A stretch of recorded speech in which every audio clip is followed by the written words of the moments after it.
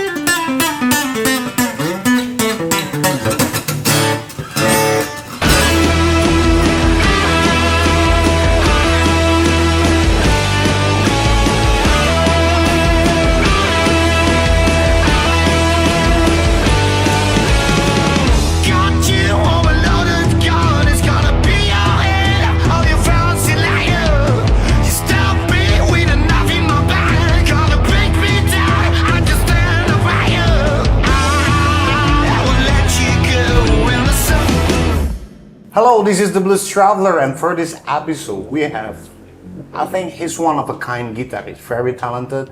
Please welcome Nissan Fortz.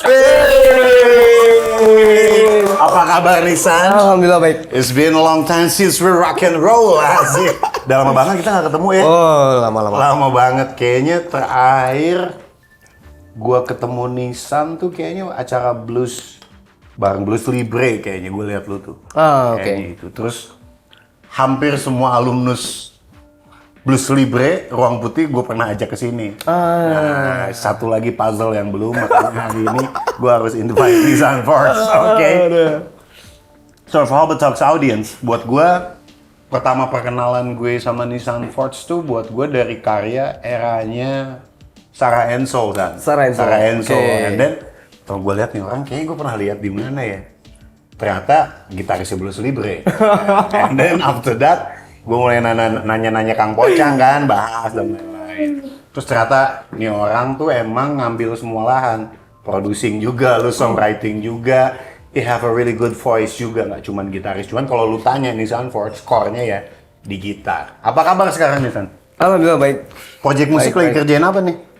Project musik sebenarnya kalau project musik solo album sebenarnya lagi garap solo album sih. Oh, solo album lu. Lagi garap solo yang album. keberapa sih nih? 4.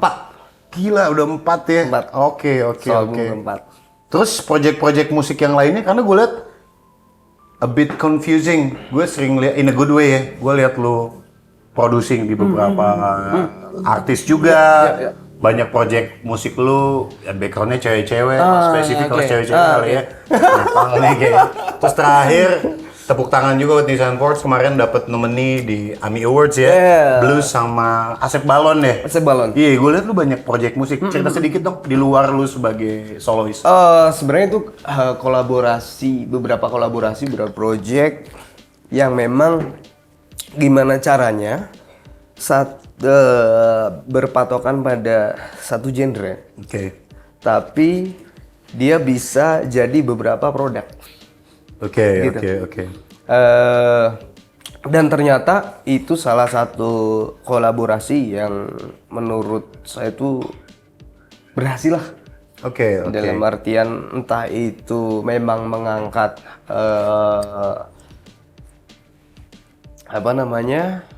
anak-anak tongkrongan yang biasa ngobrol pakai bahasa Sunda. Iya. Obrolan di atas meja yang diangkat ke publik. Oke. Jadi kalau yang belum lihat tuh apa judulnya, San? Tong di gerung-gerung. Tong di gerung-gerung ya. Gue lihat kayak itu fully in Sundanese gitu ya, bahasa Sunda gitu. Ya, karena Hobotalks audience kan kita pasang ada artis luar juga nih, San. Jadi kalau yang lihat nanti if you guys checking Nissan on YouTube, it's called Tong di gerung-gerung, right? Tong di gerung. It's fully in Sundanese, right? Itu tentang apa sih, San? Sebenarnya tentang Gue lihat ada orang pakai motor berisik masuk di gang gitu kan. Itu salah satu keresahan semua orang. Iya. Anak gang ngalamin banget ya. Ngalamin banget. Nah, terus ada satu project lagi itu dengan dua penyanyi perempuan tuh di Garut. Itu hasil ini loh. Nonton film blues movie sih. Oke. Blues movie, right? Blues movie. Bukan blue movie, right? Oke. It's a blues movie, not a blue film. Movie. Blues movie. Mareni. Oke. Nah, after nonton itu tuh, gila ini kok suasana terus pencapaian dari si Mareni tersebut jadi kayak kedorong, wah ini asik nih bikin nuansa tahun segitu dengan bahasa Indonesia tentunya, karena memang sulit ya. Iya. Wah, tapi akhirnya ya aku coba dengan sebenarnya mereka berdua itu penyanyi pop loh. Oke. Tapi karena beberapa workshop itu coba nyanyi dengan agak nyenggol blue notes, ternyata oke. Masuk juga ya? Masuk. Lu prosesnya gimana sih, San? Lu agak antik juga nih gue lihat kayak. Kalau gue proses kolaborasi dengan beberapa artis tuh memang yang gue pitching tuh masih ada di roots gue. Oh, oke. Kalau lu kayak bener-bener lintas genre gitu, gue kayak Nissan mah Aesop Balon kayak. Iya, terus. Iya nih orang gimana proses kurasinya gitu. Boleh cerita sedikit nggak? Sebenarnya kayak kan biasanya Aesop Balon dengan apa ya? Ada beberapa lagunya yang memang sudah rilis, entah itu dengan distorsi, entah itu dengan pop music. Iya. Nah, tapi di sini justru dia juga mungkin kayak apa ya? It's the first time menginjakan kaki di irama yang memang ya bisa dibilang Eric Clapton tahun 80 90. Itu sempet tuh ngerilis entah itu shuffle rock, entah itu apa. Iya. Nah, coba ajak ke ranah ini sama Uli kan. Uli sebenarnya ini loh, itu tuh kayak secara kultur dia kan Batak. Iya. Tapi di situ Li, mana kudu nyanyi bahasa Sunda. Oh siap lah, gandeng Ari siap. Iya, gue lihat ya makanya. Ya kan, jadi ada apa ya, tantangan tersendiri itu di saat memang apa ya, mereka tidak berdiri di zona nyamannya mereka. Berarti memang proses awalnya tuh lu yang invite Aesop, Atau Asep kayak Kang Nissan, gue pengen bikin lagu yang beda nggak pernah gue. Nah awalnya itu yuk kolaborasi. Nah akhirnya bikin lolos segala macam, bikin. Ternyata wah oke nih. Maksudnya mungkin untuk Aesop Balon sendiri, ya balik lagi ke yang tadi. Dia tidak dia nggak pernah di situ gitu. ya. Makanya kan, wah oke, gas. Gue pertama denger tuh kayak ini lu banget sih. Cuman gila di mix sama Asep sama Uli kayak kesini ya, gitu kan kayak. Karena if I'm singing that song nggak akan begitu jadinya gitu. But congrats, ternyata dia udah diapresiasi juga sampai levelnya AMI. So it works right. Thank you. Gitu. Yang selanjutnya pertanyaan gue yang lain tuh sebelum gue ngobrol sama lu tuh gue sering nanya ke anak-anak nih. Ada pergeseran atau memang ini hal yang baru gue tahu? Nissan as an artist, gitaris, singer, atau Nissan as a producer, composer. Sekarang ini lu lagi di mana sih? Asik di mana? Atau itu memang dari dulu?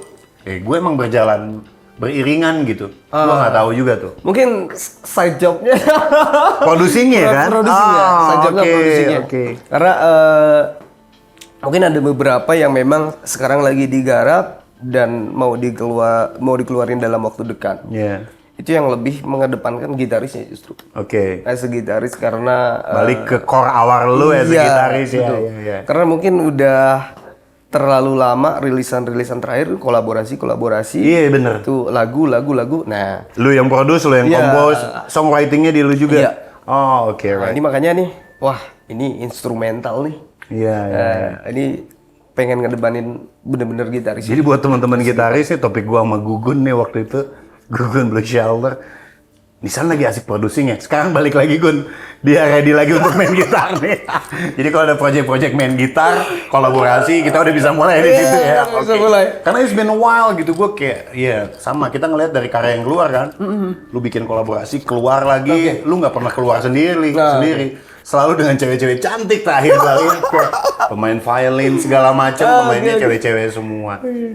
But anyway, gue tahu baru tadi kita bahas gitu lu ranah berkaryanya nggak cuman blues for you is a roots saja gitu. Tapi tadi gue denger lu sempat bikin lagu religi, bukan sempat, malah lu mau bikin sequelnya yang kisah para nabi. Ceritain sedikit nggak? Itu tuh awalnya kan kalau buat lagu mengangkat kisah para nabi kan berarti harus 25 tahun dong. Kalau dirilisnya setahun sekali. Setiap Ramadan. Iya. Tapi ternyata, di 2025 lah. 2024, 2025 itu harus sudah beres. Full 25 nabi. Artinya per tahun lu akan bikin berapa sequel nih? Tahun depan mungkin 10. Gila, lu produktif banget sih.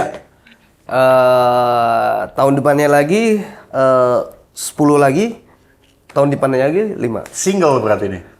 Album. Album.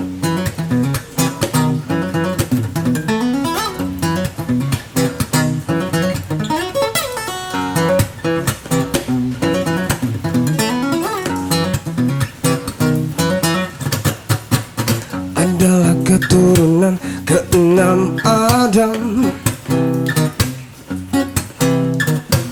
disebutkan dalam Quran surah Maryam. Dialah Idris alaihi salam. Ajaran tauhid disampaikannya kepada umat manusia di zamannya. Asadul Usud itu gelarnya, yang bermakna singa, menggambarkan keteguhan dan tak putus asa, berani menghadapi orang-orang yang tak taat kepada Tuhannya. iblis menguasai beragam ilmu, ilmu falak, menjahit dan matematika. Manusia pertama yang menulis dengan pena dari kayu dan batu, berupa gambar, simbol, dan huruf.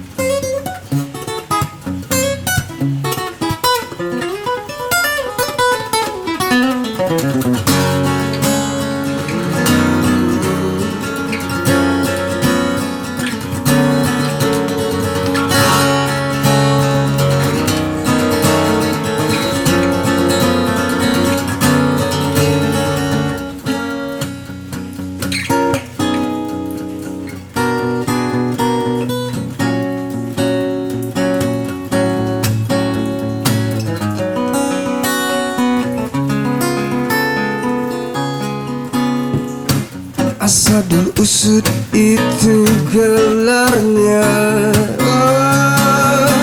yang bermakna singa, menggambarkan keteguhan dan tak putus asa, berani menghadapi orang-orang iblis, membuat setan iri hati, dan juga iblis yang dibutakan matanya dengan jarumnya, menjadi kesakitan.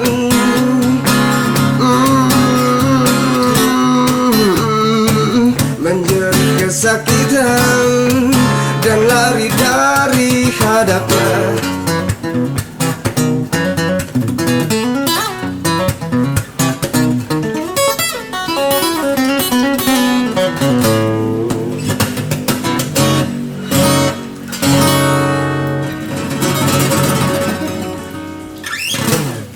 Jadi salah satu sahabat gue yang produktif tuh Nissan Fortz, satunya ada temen gue, lu harus cek Iksan Scooter. Wah, album ke-18 sampai ke-17 gitu, gue kayak dia bilang ke gue, "Bang, kalau kayak lu gue tipikal yang ngitung, San. Kalau dikeluarin ini gue harus tahu mau kemana. Kalau gue mau jualnya gimana. Gue tipe yang lu bilang konseptual banget. Ada yang kayak Iksan bilang, kalau gue kagak ada urusan, Bang. Pelurunya gue tembakin ini semua, laku kagak gue tembakin, nggak laku gue bikin lagi. Dan ternyata itu menular ke gue. Karena kan kita tuh capturing idea tiap hari nih, kayak harus dikeluarin gitu kan. Kalau nahan terus nggak dikeluarin kan nggak asik ya. Jadi jerawat tidak dikeluarin. So what's next, San? Sekarang project-project terdekat lu. Balik lagi nih ke roots gitar lu. Project-project terdekat, ya salah satunya itu ya. Bikin apa namanya? Pengen ngeluarin single solo nih. Oke. As a Nissan Fortz berarti ya. Oke. Terus kebetulan sekarang baru banget ngelanjutin lagi project yang memang pada saat itu sudah membubarkan diri. Apa nih? Itu kan, gitu kan. Iya. Kayaknya gosipnya santer terdengar nih. Nggak, jadi kemarin sudah sempat produksi untuk mengeluarkan single, dan itu pun yang bener-bener fokus ke kamu main harmonika, aku main gitar. Berarti ini Suriah and Soul ya? Suriah and Soul. Oke, so Suriah and Soul is back, right? Oke. Tapi total fully instrumental. Full instrumental. Oke, you guys. Full instrumental. Oke. Jadi kalau lu lihat episode sebelumnya ada Sarah Saputri, dulu satu band sama Nissan.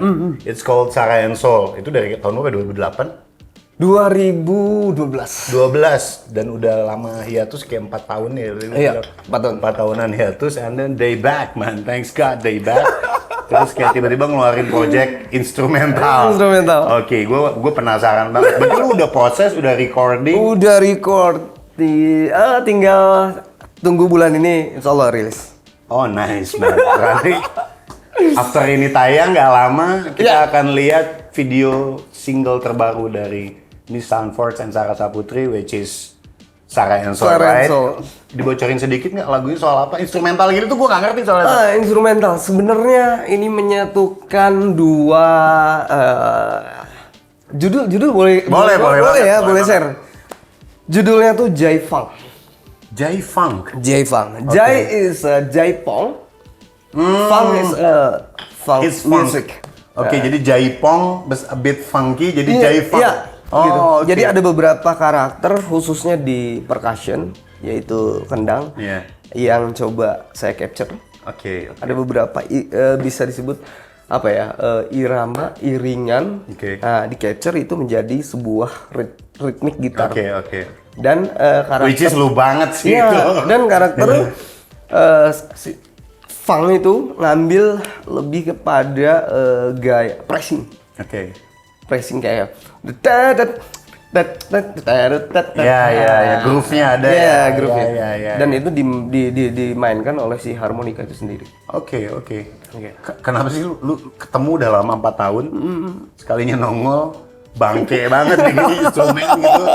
Biasanya kan lu emang technical staff tapi popnya juga kuat, ngomongin catchy-nya juga kuat. Sekarang nongol-nongol tiba-tiba Jai Funk terus ada unsur etnik. Kenapa San? Kenapa? Kalian sudah bikin apa nih berdua nih? Sebenarnya kalau kayaknya untuk lagu yang memang di luar instrumental nih, lagu yang memang ada nyanyinya kayaknya butuh waktu lagi untuk entah itu harmoni, entah itu apalah gitu. Ada kebiasaan yang memang ini kita mau nggak mau dong ada sisi lain yang memang pasti beda. Pasti beda dengan pengalamannya masing-masing lah. Betul. Ya kasarnya Nissan mungkin terkontaminasi beberapa penyanyi perempuan. Yang memang belum segala macam. Ketika bukan mereka yang terkontaminasi lu ya? Ya, semisal. Misal. Oke. Oh jadi gini. Nah, itu sih sebenarnya yang yang coba. Oh yaudah deh, kita bikin. Dan dulu Sarah Ensok tuh sebenarnya kan punya beberapa instrumental yang nggak pernah dikeluarin. Nggak pernah resmi dirilis. Jadi memang sebenarnya ini tuh udah dari dulu ada ya, mood seperti ini. Moodnya. Iya, mood instrumen. Betul. Yang keluarnya jamming, gue pengen gini. Karena yang gue kenal beberapa lagu memang berlirik berbahasa Indonesia dan catchy kan. Jadi kayak pertama gue liat Sarah Ensok kayak you guys know how to maintain skill, sama unsur popnya tetap harus ada. Sekarang lu nggak ada urusan ya. Pokoknya gua keluarin semua. I was looking for that. Dan Sarah and Soul come back after 4 years hiatus, right? And it's called Jai Funk. Oke, kalau nggak tahu Jaipong itu it's like tarian. Tarian. Emang ada unsur kesananya lo inspirasinya? Ada. Iringan nih. Lu capturing nadanya ritmiknya. Jadi nggak telling about story ini soal ini. Lu lagi nggak di situ ya? Berarti sekarang lagi adaptasi dulu. Dan and then being Nissan Fortz yang gitaris lagi nih. Sekarang tadi lu cerita sama gue, kayak gue mau balikin core-nya lagi ke gitar. What's so special sih, San? Balik ke rumah lu as a gitaris. Yang gue lihat beberapa tahun ini lu kolaborasi, making song, producing dan lain-lain. Apa yang menurut lu ngangenin balik sebagai Nissan Fortz? Yang ngangeninnya tuh kayak memposisikan diri benar-benar sebagai frontman. Frontman. Dengan ide, dengan bebunyian, dengan apapun, pokoknya frontman-nya tuh gitar. Betul. Mau ada 2000 instrumen, tetap aja yang nonjolnya harus gitar. Dan so Hobotalks audience, after this kita akan melihat kembali Nissan Fortz. I'm missing you balik ke stage perkosa satu gitar dan impress audience. And I hope karya-karya selanjutnya juga terus keluar lagi. Nah, Lancar terus buat Nissan Park. Give some applause buat Nissan Park. Thank you. And this is the Blues Traveler with Nissan Park for Hobotalks. Thank you. Well, hello. Hi, Bassel. Nice to meet you. Thanks for your time. So can you, welcome to Hobotalks, by the way. We are based in Indonesia, and you're in different time zone right now. So please just share with our audience, where are you right now? Where are you originally from? I'm in the USA. Right now I'm near Cleveland, Ohio. Spent about 15 years before this in Chicago. So I know it's my daytime right now. So thank you. I know it's a different time zone. Yeah. No, yeah, it's fine. And it's pretty cold. Anyway, so tonight we're going to ask a couple of questions because me personally, I'm so glad that we discovered you. I know you've been around. It's kind of crazy. So that's why I want to ask a couple of questions to introduce you and your music and the bands, the Supernaturals, to our audience. So, okay, first questions, maybe it's going to be Bassel, based in America. And who are the Supernaturals? So I know they're not here with you today, but, if you can also introduce on behalf of them. So Bassel and the Supernaturals, I am one of the Supernaturals. I'm just the guy in the front with the bald head. And it's not one consistent group of people just because it's been so long. The Supernaturals as an entity has been together for over 10 years, I think about 12 years now. Oh, wow. And so people's life circumstances change, people move or whatever it is, so I think the idea of the Supernaturals is whatever forces are at play. Why Supernaturals? Yeah, whatever forces are kind of at play that make things challenging, we always find a way to be out there and share the music and spread a message. Also, everything is like soul, funk, groovy, driven, but there's also a dark element to a lot of the music because I'm first generation Syrian-American. I'm a product of immigrants from Aleppo, Syria. So while some of the music is hey, funky disco, let's have a good time, or some of it is protest feeling, some of it is dark and heavy and goes almost towards a prog side, it's so there's that element of darkness. So that's also the Supernaturals has this ominous element to it as well. So it's really those two things. It's always figuring out how to be out there spreading the message, yelling into a microphone as loud as we can, with this message. Not actually always yelling, sometimes yelling, and then, in a fun way. Other It's a big story to tell. We always say our artists, this is our artist undiscovered story. So that's what we wanna get to know more from you. So yeah, feel free. So are your parents musicians? How did you start? You said you started as a solo artist and then you found the Supernaturals with a beautiful story behind it, So how did you start? You moved to, your parents moved to the States, and are they musicians? So what's the story? What made you decide that, okay, I want to try to not just play music, but I'm going to use this as a vessel to convey my message? However, I grew up in Northeast Ohio in a college town, and it's arts, there's a big arts scene. So there was a lot of independent artists growing up. So I was very exposed to that. And especially for me, I'm a product also of divorce. My parents had a long stretched out divorce, to be explicit, and that was very difficult. It's really only my immediate family that's in the States. My extended family was pretty much entirely in Syria or in the Middle East somewhere. And so it's for me, for some time athletics was an outlet, but then I fell out of touch with it. And once I really dove into the arts, music was my vehicle to process my anxieties and my mental health struggles and everything when I was younger. So that's what helped kind of bring me to music in the first place. Of course, it didn't take on a humanitarian angle until later in life because the Arab Spring didn't break out till 2011. at that point, I had been writing music, recording music, touring as a songwriter. And then I moved to Chicago and I started working with a band. And then the war broke out. And then there's a natural delay. It's not like you write music and release it tomorrow. It's like you write music and after years, you release it into the world. So at first, it's like I had music, I was performing it, and then the war also was happening. So I would perform, and then I would also speak about like my heritage and this issue that was happening. But it was like it was a strange juxtaposition sometimes. The music didn't necessarily speak to this cultural narrative, and I was struggling a bit existentially to figure out how to connect those dots. And so for years after that, it started to weave its way into the music. So it's not just the speaking engagements I was doing, it really needed itself into the lyrics and the story and the music itself. In the years after that, specifically, you'll notice it more on our album Elements and then Smoke and Mirrors. You're gonna hear more of those perspectives. And from that point, it felt like I had almost like a social or cultural responsibility to use this platform to amplify this particular story.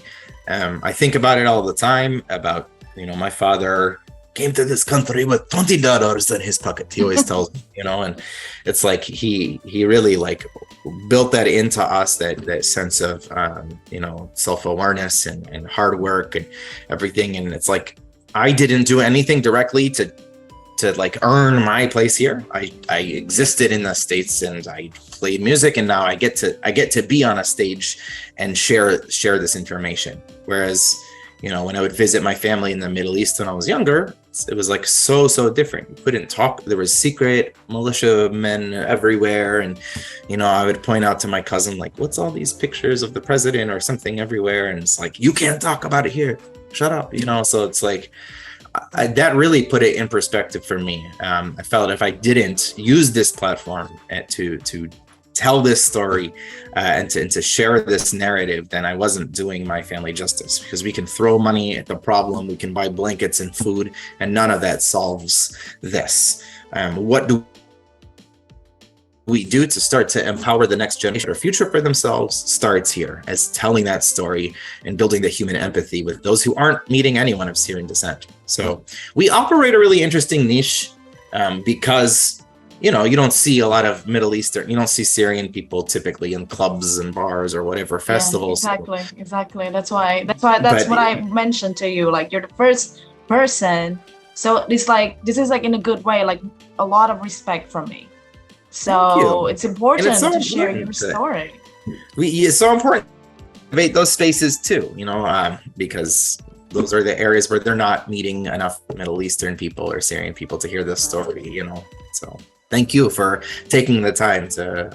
Yeah, no, of course. You have a platform to be able to amplify this story and shine a light in the darkness that surrounds subject. Then you should, and to your point. And not all of it is like about the humanitarian crisis. I want to like be straightforward about that too. Some of it too celebrates the heritage of Aleppo is the oldest continuously civilized city on earth. People have been there for 5,000 years. So people don't know these things, and all they hear about is like is what's in the news and the fighting and stuff. So it's like, well, don't forget the 20 million people that were just live their lives peacefully.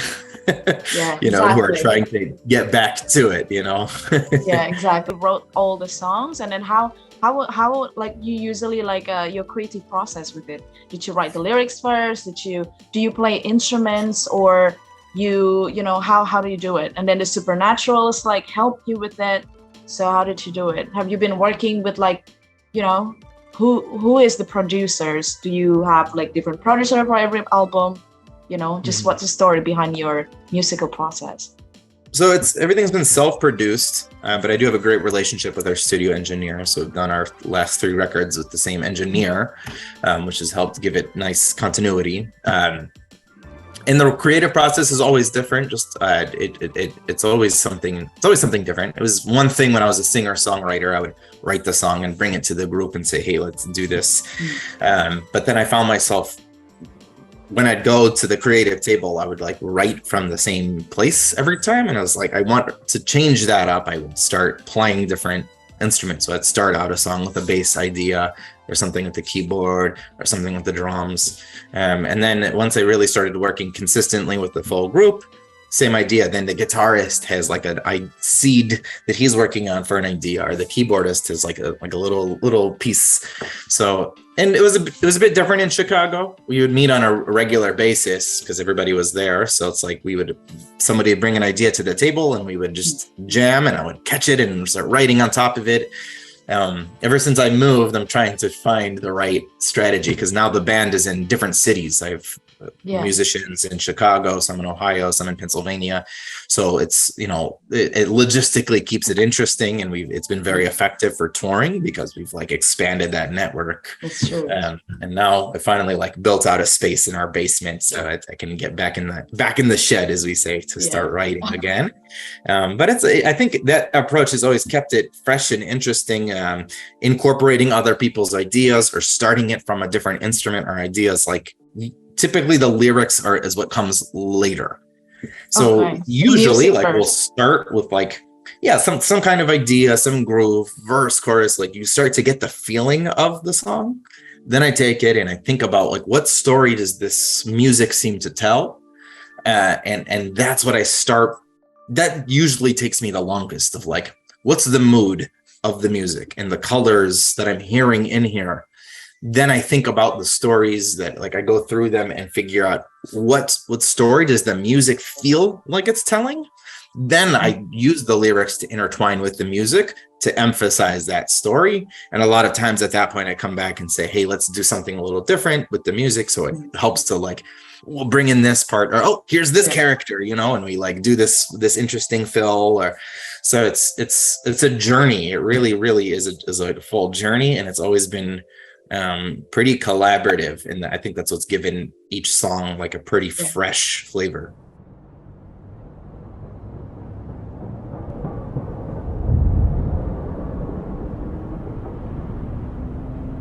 She's lost. She's part of the world today. Break off a piece of my soul and bury it underneath the ground. This cycle's ordinary. Oh, we're stumbling, staring down our fate with the wrong impression. They stole another story. The cold and rainy morning, well, I scream and shake, but I feel numb. Oh, watch as I float away in my own grave, searching the haze for sure. Never will I land, I'm making the same mistakes. I'm running from myself again, quite a living apparition, surely disheveled. Ooh, while I wait and sing, they'll take care of everything. Black clouds are threatening to swallow us whole.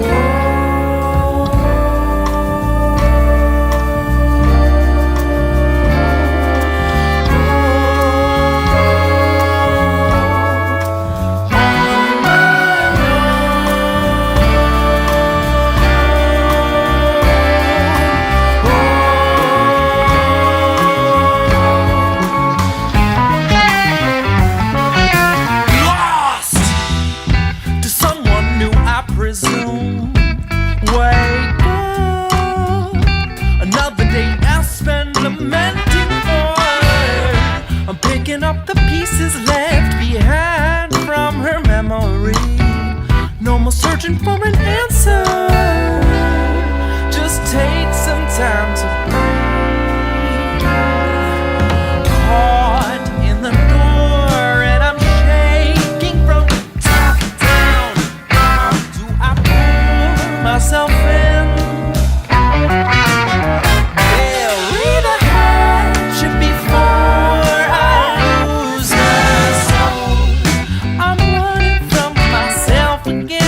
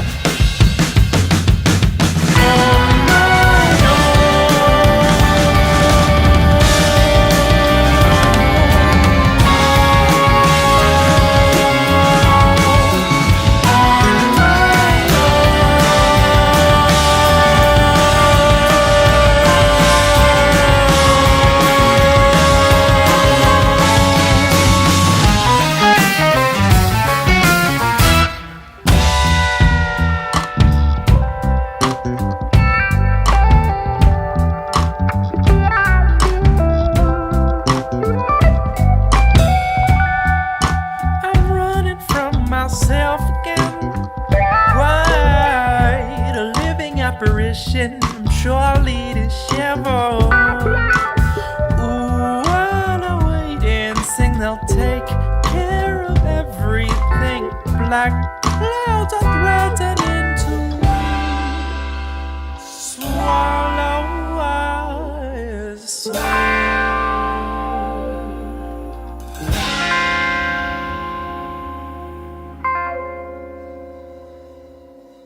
How did you guys get the first gig? Like, how was it? Like, where was it? Like, and is there any funny story about it?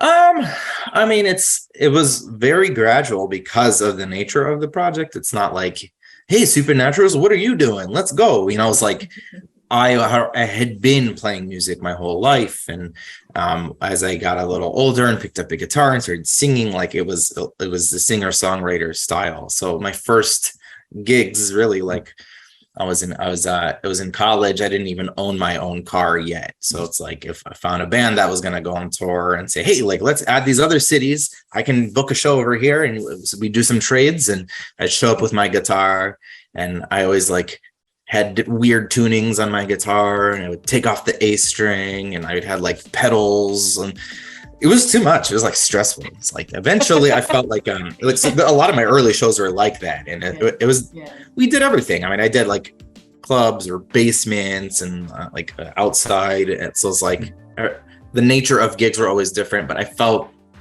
after some time I started to feel like I was a little restrained, because it's like you know you're there with the guitar, so you can't just like sing and really focus on telling the story. You're also like making sure that everything doesn't go wrong with your pedals and your looper and your whatever. Right. And so I think I had been looking forward. It's how was like the audience like reacted to it? Was it like awkward, or you like, I mean, like once the Supernaturals joined you, so you could connect more with the audience, right? It was like, it was already, the genre was already like very groovy, and then it was how expressive they were, not just in the lyricism and their music, but their performance, their persona. It's like by the time they'd step off stage, it's like you knew who. It's like Otis Redding was your friend, because of like the way how much he would express from the stages. There was this connection, this human connection. Right. And I thought, whatever the genre I'm doing, I want to write from that place. I want the music, the story, the performance, the presentation, everything should kind of help to reinforce the story and the narrative. I think that's the way that we're going to build empathy with this audience. Like, I want to ask about your performance, like Elements, like when you release Elements 2017, you guys performed at South by Southwest. And then that's part of all like these other bands. Like, so what's the story behind that? At South by Southwest, they opened up a showcase that year. It's called Contraband Music Unites, and it was featuring artists from the diaspora of countries targeted by Trump's immigration ban. So we represented Syria as part of it, which I have mixed feelings about, because it would be on the South by Southwest website. It's like Bassel The Supernaturals, Syria, like all caps, and then like Chicago, like next to it, so they like latch onto that. But because of it, it was like, it got a ton of national attention from the moment we showed up in Austin. I was talking to like Reuters and Al Jazeera and like all the news stations. Yeah, it's pretty cool.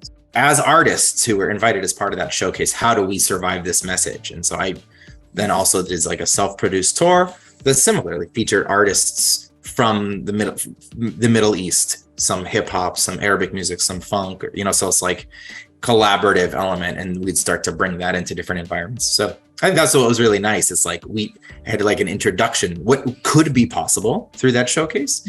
We took that back as artists and said, okay, let's make sure this concept survives, and I think that's what's really kept it very powerful and relevant for us. I asked you about the stepping back in time.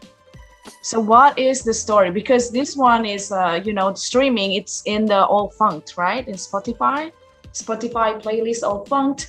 And then Stepping Back in Time, 500,000 streams. It's very textbook what I'm asking you right now.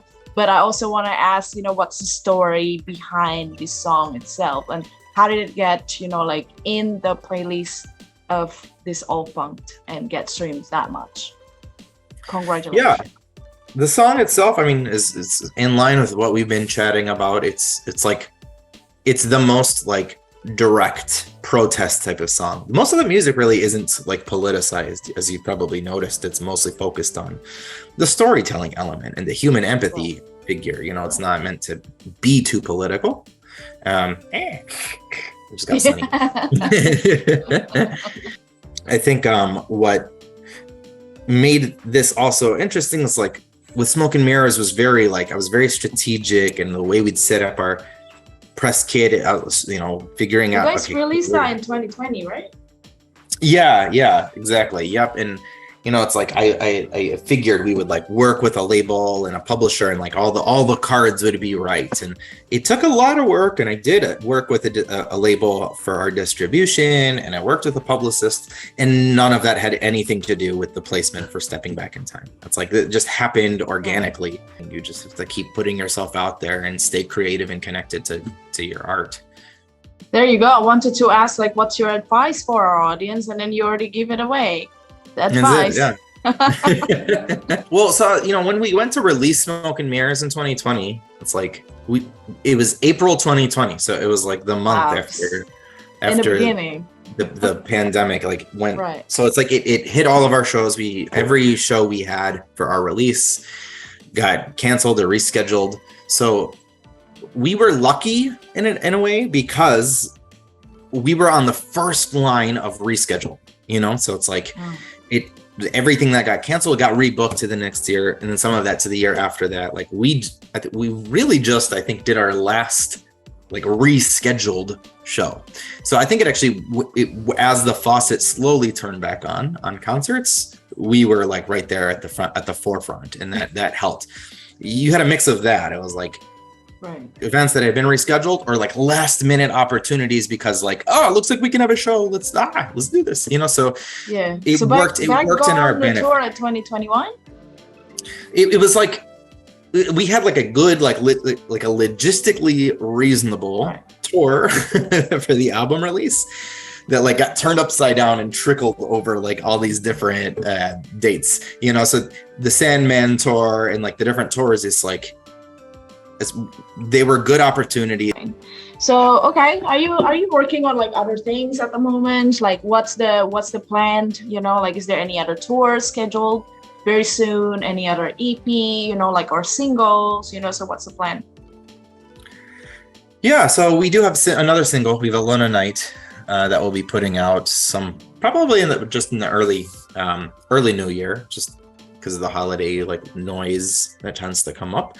And then we'll be touring again starting in February. So right now we haven't announced many 2023 dates yet, but we're going to be stretching our wings even further. I know we're going to California, we're going to Florida. You know, so try to go to warm places while it's still cold up here. And we don't have like a formal escaping to the west. Yeah, exactly.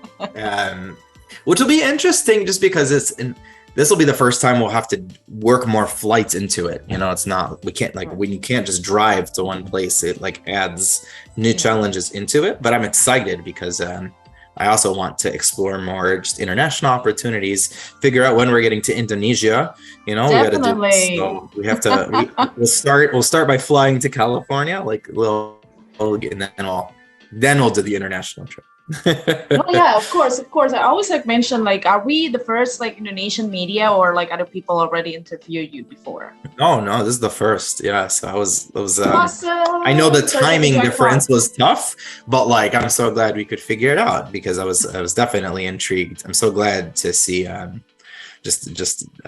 something like this coming up in of course, because like the arts of Indonesia. It's really cool.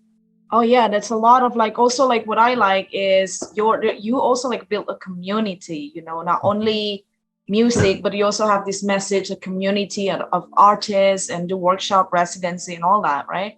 So like, yes, we would love to invite you to Indonesia. We're thinking to do like a festival in the future. Definitely want to invite you and our like, so you're called artists now. Okay, awesome. So thanks for the advice. And then now for our audience and Hobotalks, where can they reach out to you if they want to listen more to your story, to your music? Are you on all platforms? Please share with us. Yes. You can find us basselmusic.com. It's BASSEL, basselmusic.com. We'll be on Spotify, Apple Music, Amazon. There's a MySpace that I can't figure out how to delete. You'll find us Right. all over. Yeah. So but which one that is best to connect with you? Instagram or what? I'd say for keeping up with our social updates, Instagram and Facebook are tend to be the best. So it's but you'll see the widgets on basselmusic.com is like at the top. You'll see the icons for the social platforms. Instagram, Facebook, YouTube tend to be the best way to engage. Music is the universal language of the universe.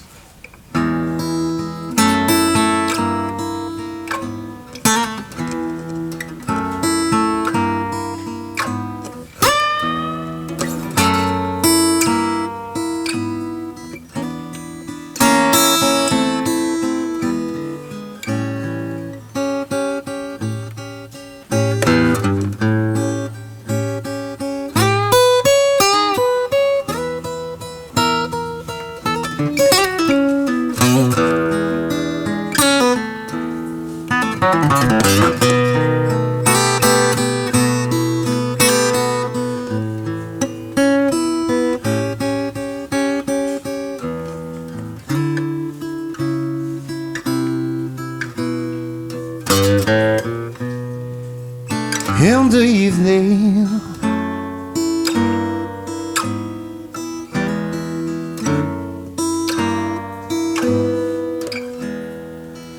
and I see mama when the sun goes down. In the evening,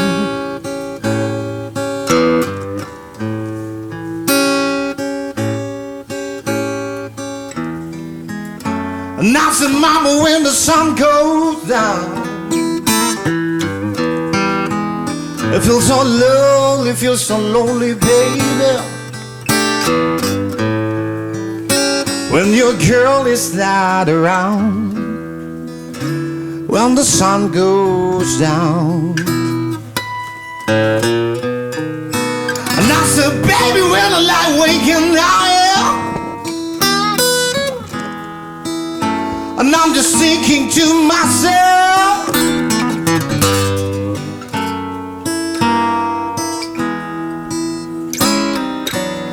and I said, baby, when the light wake up night,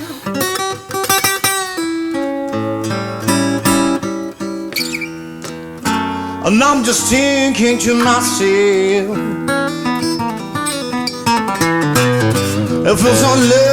it feels so lonely, baby, when your girl is not around, when the sun goes down. Some parts, she got some. Woo!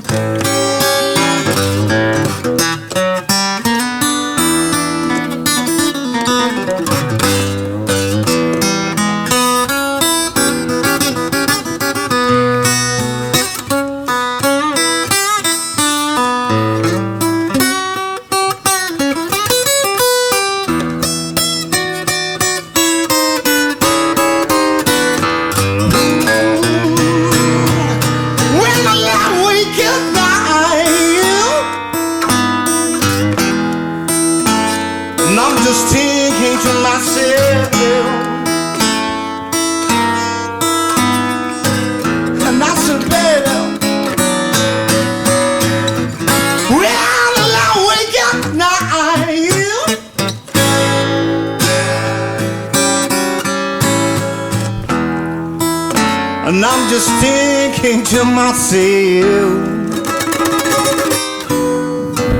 it feels you're lonely, baby, when you go with someone else, baby. When the sun goes down, one more time, is on Fortz, come on.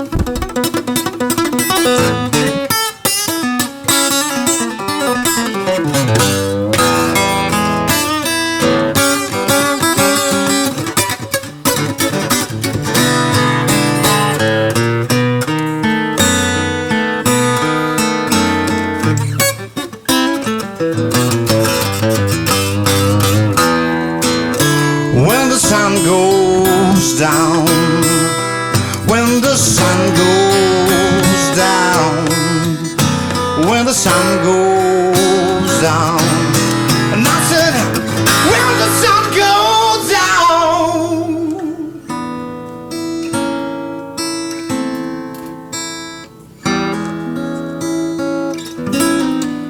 Nissan Fortz. Everybody.